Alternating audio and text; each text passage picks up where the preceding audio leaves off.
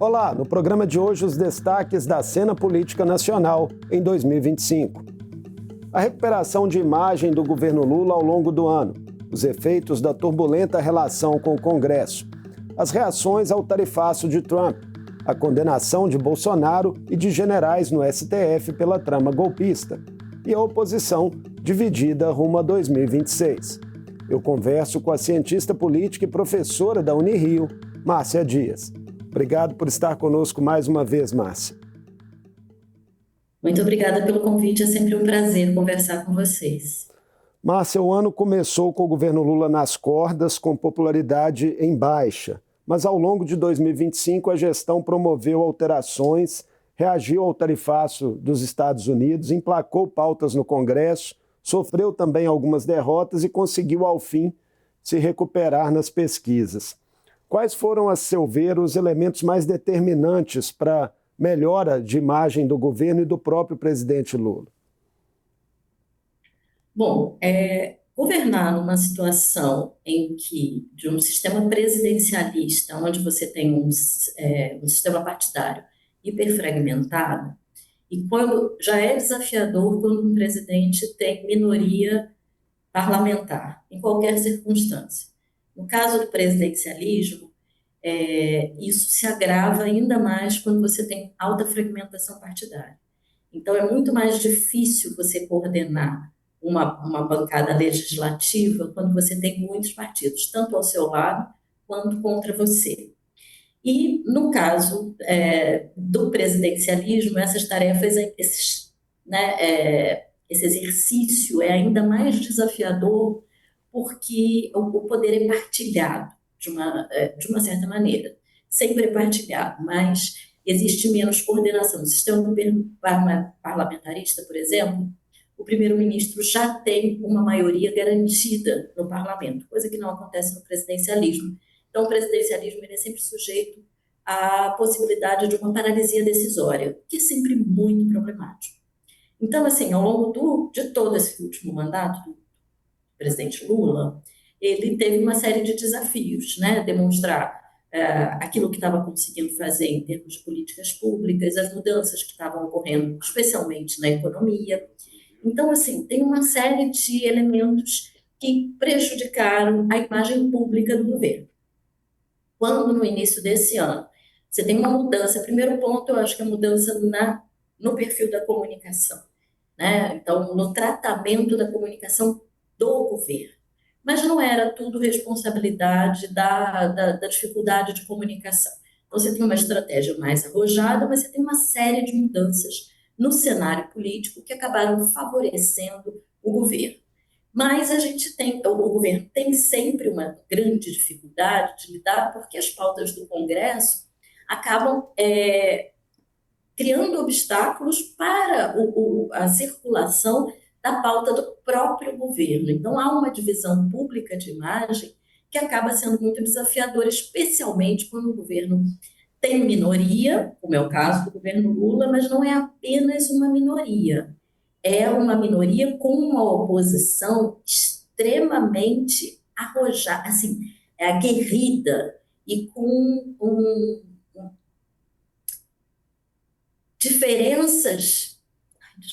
diferenças muito intensas com relação ao governo e manifestações públicas dessa diferença.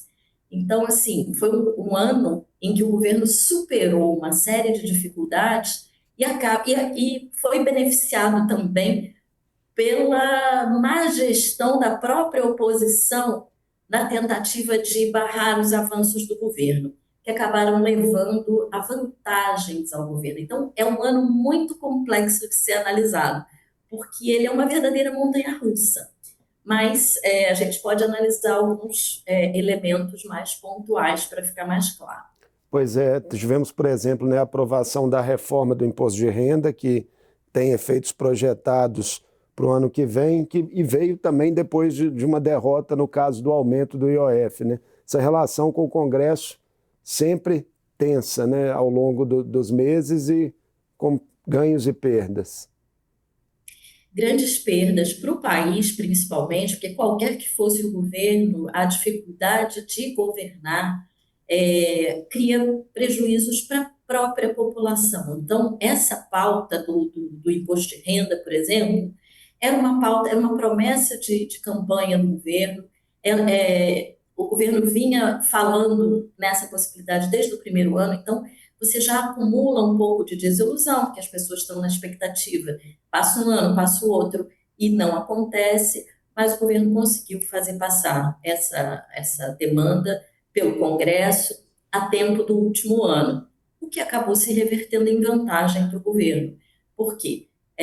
Uma mudança como essa, que beneficia um percentual enorme da população, num ano eleitoral, acaba sendo vantagem para o governo, mas a gente não pode esquecer que o governo, se não passou isso antes, foi por uma série de dificuldades que ele teve com o próprio Congresso, né? Entre elas, a votação do IOF, que o governo, a lei da responsabilidade fiscal, obriga que você, né, perdendo uma receita como essa, indique claramente aonde você vai compensar isso sem aumentar demais o gasto público, né? Então, uma série de dificuldades e o governo não consegue governar sem o Congresso. O problema é que essa gestão ela está dificultada por um perfil extremamente assim violento. E quando eu falo de violência, estou falando de uma violência simbólica, né? E essa violência simbólica acaba dificultando demais, porque divide a população, porque faz com que o governo tenha dificuldade de apaziguar, às vezes, sentimentos muito intensos, porque não é apenas discordância política, é discordância política acompanhada de uma polarização política que torna a comunicação muito violenta.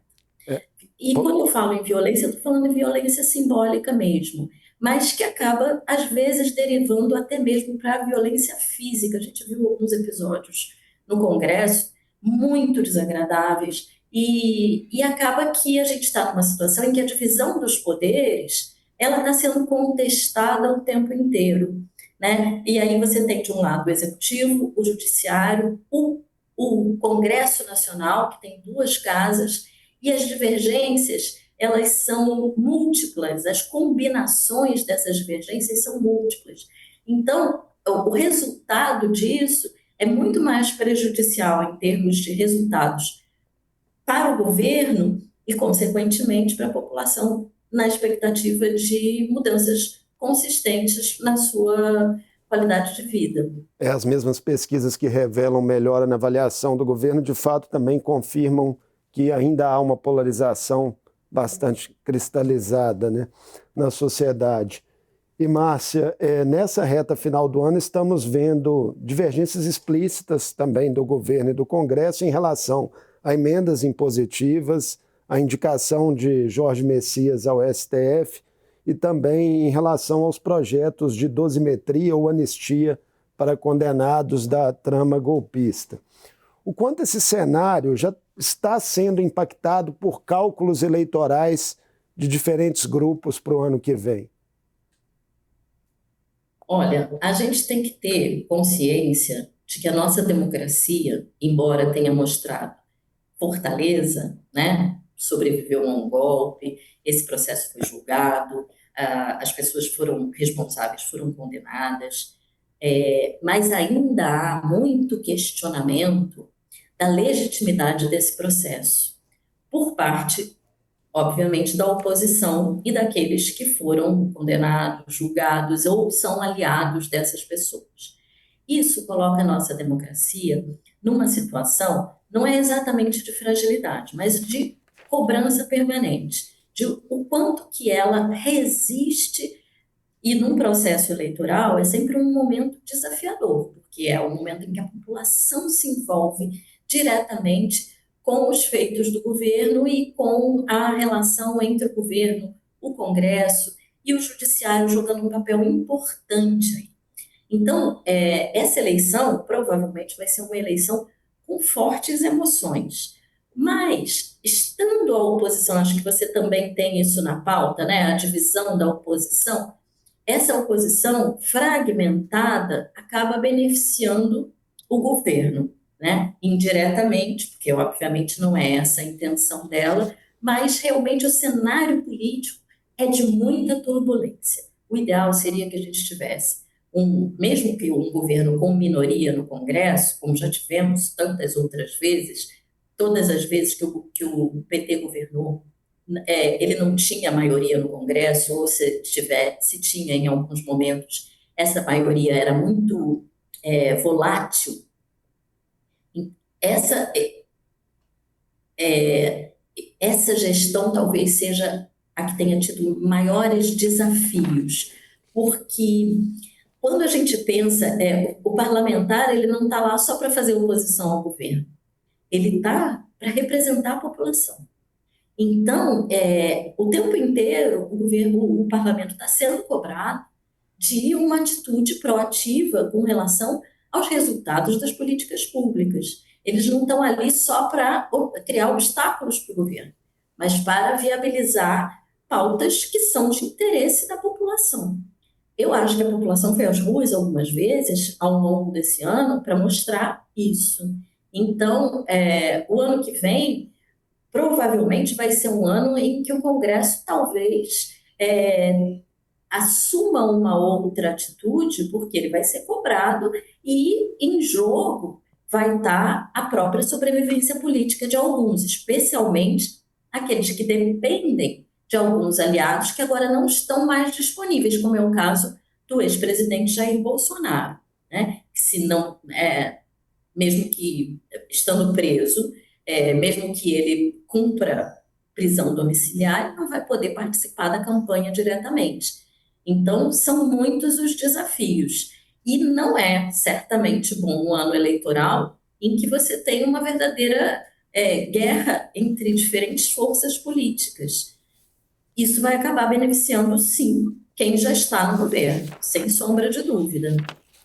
Então, né, o campo da oposição está, por hora, de fato, dividido, com várias pré-candidaturas colocadas. A mais recente delas, do senador Flávio Bolsonaro. Como está, a seu ver, Márcia, o capital político do ex-presidente e de sua família nesse momento? Eu acho que esse capital político sofreu um abalo muito grande com relação ao tarifaço do Trump, né? Esse processo que começou a acontecer a partir de junho, com a intervenção do Eduardo Bolsonaro nos Estados Unidos, acabou gerando uma insatisfação muito grande, porque a gente tem que entender que a base de apoio, o capital político, que é que você está chamando, né? A base de apoio de Jair Bolsonaro e sua família, ela é muito variada. Ela tem aqueles que são mais radicais, e aí eu diria que eles giram em torno de 20%, 25%. Esses são os mais radicais que estão, né, comprometidos com a família Bolsonaro e com uma linha mais radical da direita. Mas esse apoio, que foi o que permitiu a ele ter um resultado eleitoral tão expressivo nas eleições de 22, né, desafiando o mesmo resultado das eleições com relação ao presidente Lula, existe um percentual significativo aí que não são de eleitores radicais, são de eleitores, sim, antipetistas, insatisfeitos com a esquerda de uma maneira geral, mas que ficaram muito incomodados com as escolhas políticas feitas ao longo do ano.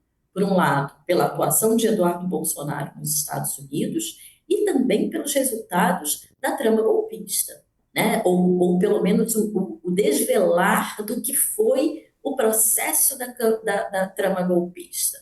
Então, eu imagino que hoje em dia o capital político, certamente do Bolsonaro, sofreu um revés. A gente não tem assim, esses números claramente postos na mesa, mas certamente ele já não é o mesmo de 22. Né? Você tem aí um candidato preso e aí você pode dizer, não, mas o Lula também foi preso e quando foi solto voltou à presidência. São situações absolutamente distintas, porque quando o Lula esteve preso, ele teve uma base de apoio permanente na frente da Polícia Federal, onde ele estava encarcerado. E no caso do ex-presidente Bolsonaro, a situação é um pouco mais diferente. As pessoas já na rua já não há uma manifestação pública muito evidente de apoio à família Bolsonaro. As últimas manifestações que foram tentadas foram praticamente pífias ou foram muito pouco expressivas e sempre fortemente demandadas por esse grupo que o apoia, seja no parlamento, onde ele tem uma base significativa, seja nas ruas mesmo, né? Nas lideranças, na própria família, nos religiosos que apoiam a família Bolsonaro. Então, assim, o capital político dele certamente já não é mais o mesmo. E esse capital político, a gente vai ver ele muito claramente agora acompanhando esse capital mais duro, né? O núcleo duro do Bolsonaro, vai acompanhar provavelmente Flávio Bolsonaro, que é o indicado pelo pai para essa tarefa.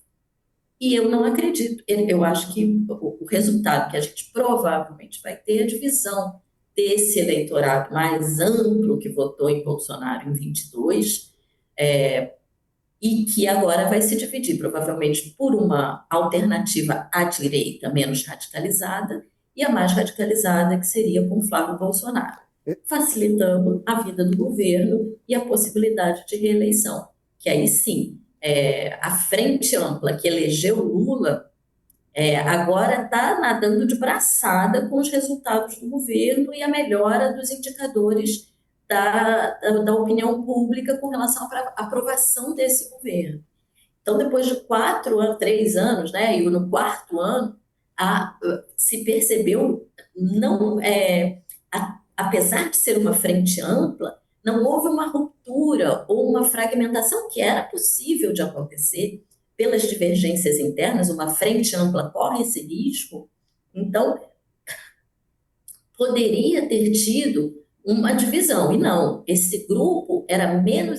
A Simone Tebet deu estava falando publicamente em algum momento, e se percebe, não apenas nela, mas em outros integrantes dessa frente ampla, hoje em dia um compromisso muito maior com o governo, porque assumiu responsabilidades diretamente com os resultados, especialmente da economia, mas outros elementos aí de melhora nos indicadores de pobreza, de empregabilidade. Então, esse grupo vem muito coeso contra uma direita muito dividida.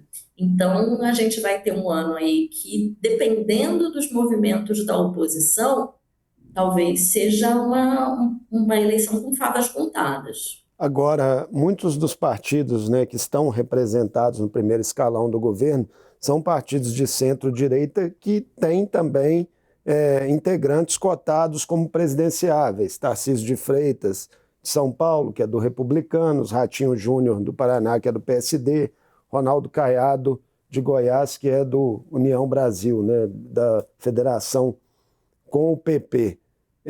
Esses partidos, né, eles tendem a ser, talvez, aí, fiéis da balança para essa disputa presidencial em um cenário tão complexo, né, e de divisões e ainda de polarização?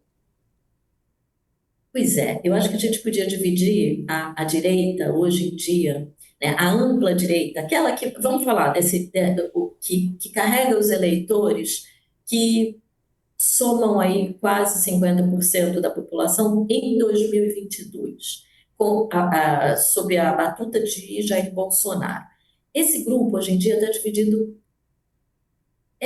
com alguma clareza entre a família e os aliados mais fiéis e os governadores. Então, a gente já tem essa primeira divisão, que a gente pode até dizer, aqui tem alguns mais radicais e ali outros menos radicais, mas que não há radicalidade, não se pode dizer. Porque é uma direita que não é uma direita que é moderada no sentido... Vou dar um exemplo. O que foi PSDB enquanto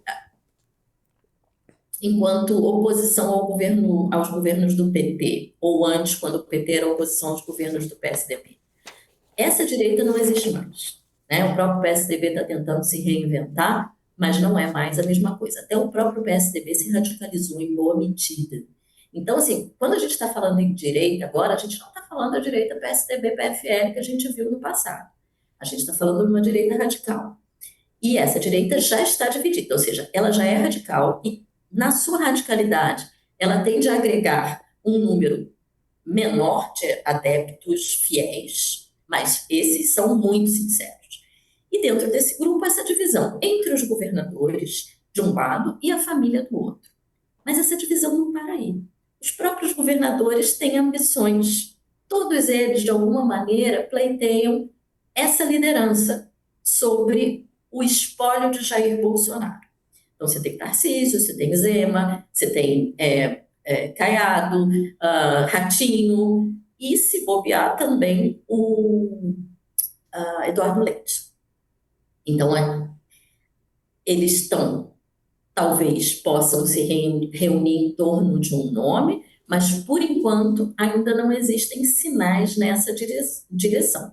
E essa divisão gerou insatisfação até com os aliados mais fiéis de Bolsonaro, como é o caso do deputado Nicolas Ferreira, que é aí do estado de Minas. Então, assim, a fragmentação da direita, ela se explica pela perda da cabeça, a perda da liderança. A cabeça que eu digo é a liderança, não necessariamente o formulador de políticas, mas aquele líder carismático que carregava boa parte do apreço do eleitorado. Então, é natural, com a neutralização dessa liderança carismática, que a fragmentação do grupo do entorno ocorresse. Mas ela está mais intensa até mesmo do que se podia supor. Então, a menos que se encontre uma estratégia de uma frente de oposição ao governo Lula, mas aí também teriam que embasar melhor, porque o antipetismo já também não está dando conta, ou seja, não é só afeto que vai resolver essa eleição. É uma eleição que tem muito cérebro, que tem muita política pública, reversão de indicadores negativos, então não vai ser fácil compor um adversário coeso para seguir adiante. Mas, enfim, tudo pode acontecer. A gente tem um ano ainda pela frente, mas dificilmente, a um ano da eleição, você já não tem um quadro minimamente definido. E a gente está nessa situação, que a oposição ainda não tem um norte, mas o governo tem. A menos que aconteça alguma coisa do lado do governo, é muito difícil você prever um resultado diferente do que se avizinha, que seria um quinto mandato para Lula.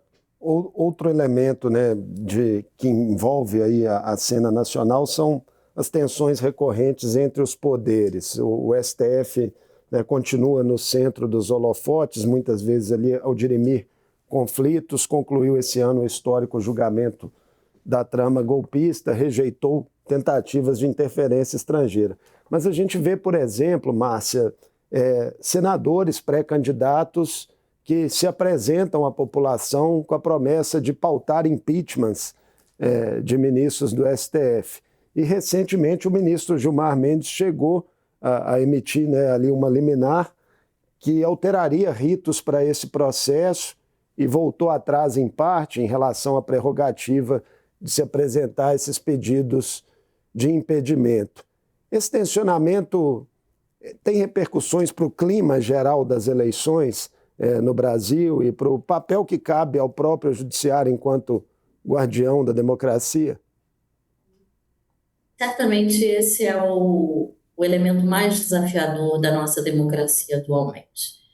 Por quê? Porque as decisões que são tomadas dentro do STF, aí não são apenas no STF, né? Você tem uma série de investigações que correm pelo país e em várias assembleias legislativas uma resistência a acolher as determinações do judiciário. A gente está falando, né? A gente pode falar da trama golpista, a gente pode falar do próprio ministro Gilmar Mendes tentando regulamentar, né, os processos de impeachment e sempre o judiciário sempre buscando se apoiar na Constituição. Isso está demonstrado, né, porque não é apenas um ministro, se fala muito o STF, quando se quer reclamar de um ministro, que levou a cabo uma investigação importantíssima para a solidez da nossa democracia. Mas tem uma série de outras. Como é que poderia ser pensado que alguém seja candidato a governador do Estado dizendo que vai pautar impeachment de ministro do Supremo? Isso, obviamente, é uma evidência de que a nossa democracia precisa se restabelecer com mais fortaleza, né? Ela resistiu, ela está saudável, mas ainda é muito desafiador o quadro. Para você ver, a gente teve uma situação agora no Rio de Janeiro, só para dar um exemplo, né, em que o presidente da Assembleia Legislativa foi preso. E aí a Assembleia Legislativa votou pela sua soltura, quando havia evidências concretas de que ele tinha facilitado a informações preciosas a uma organização criminosa. Não há uma justificativa plausível para o eleitorado. Não é possível, não está todo o eleitorado radicalizado. Então, como é que você justifica aliviar a prisão de um agente público que, exatamente por ser um agente público, estava levando informações da Polícia Federal, do Judiciário, para criminosos? E agora, o que a gente viu com a votação da cassação do mandato da Carla Zambelli, né? Uma deputada federal que está presa na Itália, ela está em cadeia, ela está presa, uma deputada federal, né? Agora mas assim, é impensável. Por que o corporativismo do legislativo está se tornando intolerável para a população comum? Porque as pessoas sabem que se elas forem presas, elas não vão ser soltas, não vai ter ninguém por elas. Então, isso é uma situação muito desafiadora para a nossa democracia. E, novamente, a população está vendo o que está acontecendo, né? Quando você tem um mandato, um outro deputado federal foge do país, um sujeito que foi presidente, foi diretor da ABIN, Agência de Inteligência, vai para os Estados Unidos municiado de segredos de Estado, que ele tem conhecimento, que ele não tenha documentos, vamos falar por aí, mas que ele tenha conhecimento e se colocando como se o Brasil estivesse vivendo uma ditadura judicial. Isso é impensável. Então, assim, realmente a gente viveu um ano muito desafiador e o ano de 2026 a população vai ser envolvida diretamente nesse processo por causa do clima de opinião das eleições. Então, eu julgo, eu considero que as eleições de 2026 serão um divisor de águas, porque a população vai ser chamada a se manifestar diretamente com relação ao que está acontecendo em termos de conflito entre os poderes. E a resposta vai ser dada nas urnas. Então, vamos acompanhar ainda muitas emoções. Seguiremos acompanhando. Muito obrigado por essa conversa conosco, mais uma aqui no Mundo Político, Márcia. Obrigada pelo convite, sempre às ordens, é sempre um prazer falar com vocês. Um abraço. Eu conversei com Márcia Dias, cientista política e professora da Unirio. Falamos sobre pautas, votações, decisões judiciais, embates entre poderes e movimentos partidários que marcaram a cena política nacional em 2025. O Mundo Político fica por aqui. Obrigado por nos acompanhar e até o próximo programa.